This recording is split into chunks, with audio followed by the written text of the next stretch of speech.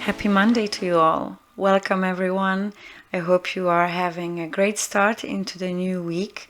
Welcome to Retrospective Perspective, and let's talk about connection. Connection with others. Connection from the perspective of the value, the retrospective aspect. How these connections are shaping our mindset, are shaping our inner empowerment, our behaviors, our language.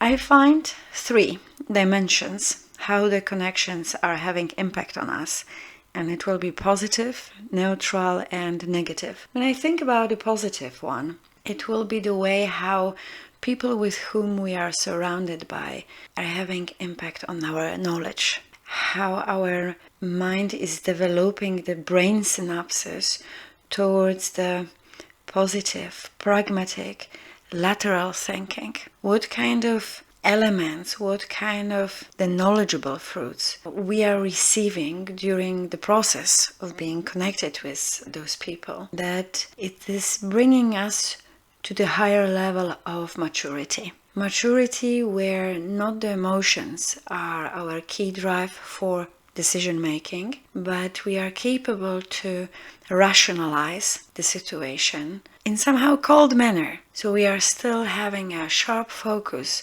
on the situation. If there is anything to argue with, it's the argument itself, not the person who is standing in front of us. So how the connection are leading us to be better version of ourselves.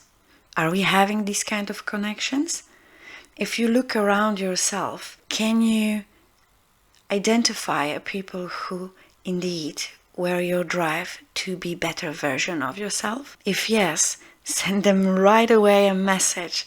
Thank you for being around and making me as strong as I am today. Neutral impact. People who are coming, going with no specific impact on our life. Yet, we are somehow creating this kind of space that we spend time with them. What's the value in it? We need to have sometimes the moment of shutting down the brain. I call it flattening the brain. Interaction with other people takes energy away. So if there are a group of people we are spending regularly time where we are not receiving any benefit in terms of inspiration, motivation, in regular trivial conversation, even a piece of knowledge, but maybe following morning a headache, what's the purpose we are spending time? Is it because we are not able to stay alone, to have our calming time, silenced time, where when we are alone in a room, obviously we are starting to talk with our own brain, with our own thoughts. Is it overwhelming? Is this why we are engaging with people just to hang around? If so, maybe that's the moment where you can approach that with your rational side. You can write down what you feel. You can write down where you want to escape from your mind and thoughts, why you find it boring. It's much better to go outside and hang around.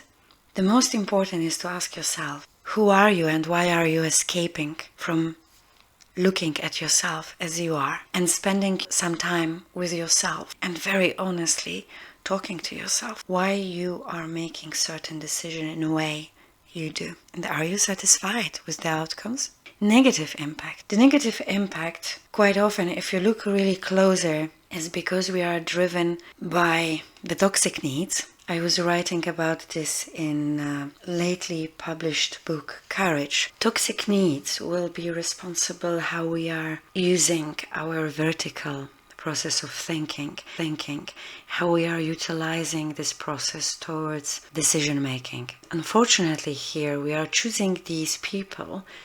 We are aware they have negative impact on us, but we are hungry.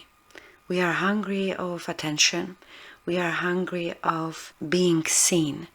And unfortunately, these toxic needs are blurring our rationale. When we are surrounding ourselves with negative people, unfortunately also we are having later on the tendency to blame these people for us feeling bad. The painful moment is when we realize we need to acknowledge at the end it was our decision to get into that relationships. And I'm not talking only romantic relationships. There will be also unhealthy, toxic relations with parents, with colleagues at work, the way how we are building the connections over there. There will be how we are parenting with our friends, how we are building friendships. The lack of authenticity will be there because we are following our hunger based on toxic needs. Are you there? If you are there, you just discovered the area for your further development. The end of the year is coming. Make the plan. What element, what quality, what skill you want to improve, you want to develop. Creating, embracing, and enriching knowledge is making you strong emotionally. When the negativity enters your zone, you are not waving just because you are touched by wind. You are standing strong because knowledge is creating a solid pillar of properly balanced emotions where the rational will play the first violin in that orchestra.